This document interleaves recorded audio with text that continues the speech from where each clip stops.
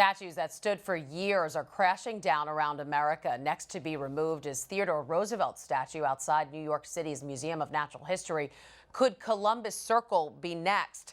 Here to talk with us is Andre DiMino from the Italian-American One Voice Coalition. And Andre, first tell me, how do you feel when you see the videos of these Christopher Columbus statues being torn down and vandalized? It's just horrible and heart-wrenching, actually, to see these things occurring across the country. Now, according to History.com, Columbus kept a journal, which you probably know about. He gave to Spain's Queen Isabella, in which he wrote about the locals he encountered. And he said, quote, "They would make fine servants. With 50 men, we could subjugate them all and make them do whatever we want." He even offered her some 500 slaves, which she rejected. How do you respond to people who say Christopher Columbus was an oppressor, enslaved people, and committed violent acts and even genocide against indigenous people? Well, people can have their own opinions, but they can't have their own facts.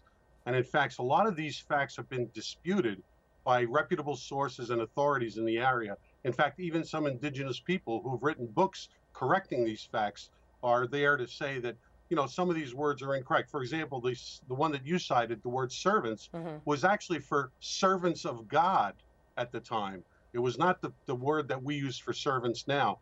So there's a lot of misinterpretation, and unfortunately, they've twisted the facts to attack Columbus and Western culture. Wow. Why do Italians revere Christopher Columbus so much? Why not other important and less controversial Italians like St. Thomas Aquinas, Galileo? You can name so many of them.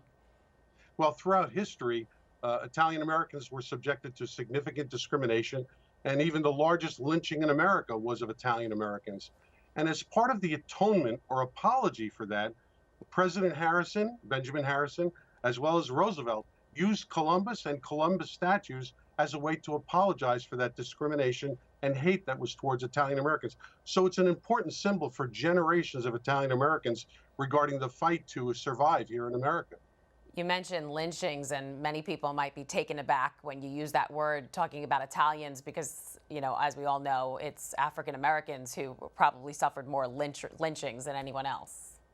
Of course, there's no comparison with African Americans, but we can't hide the fact that Italian Americans were also lynched.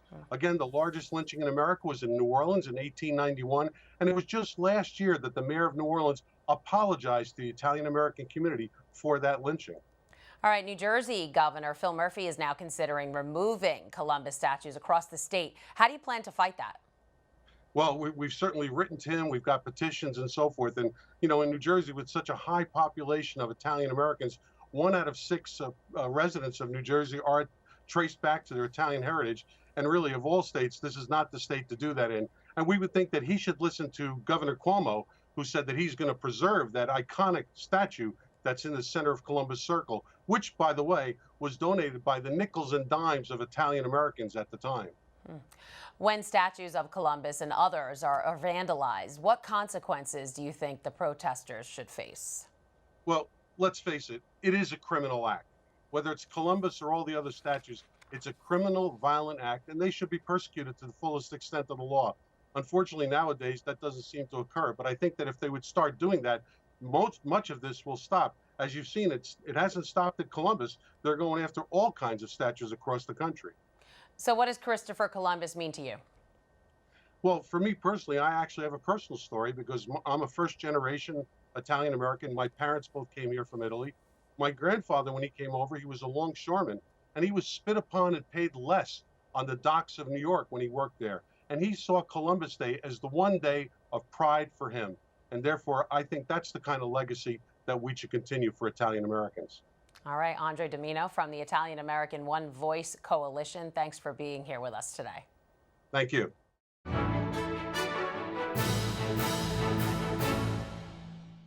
If you're watching Currents News on YouTube, be sure to hit the subscribe button and then click on the bell to get instant updates about all of our newest content, because we are putting your faith in the news.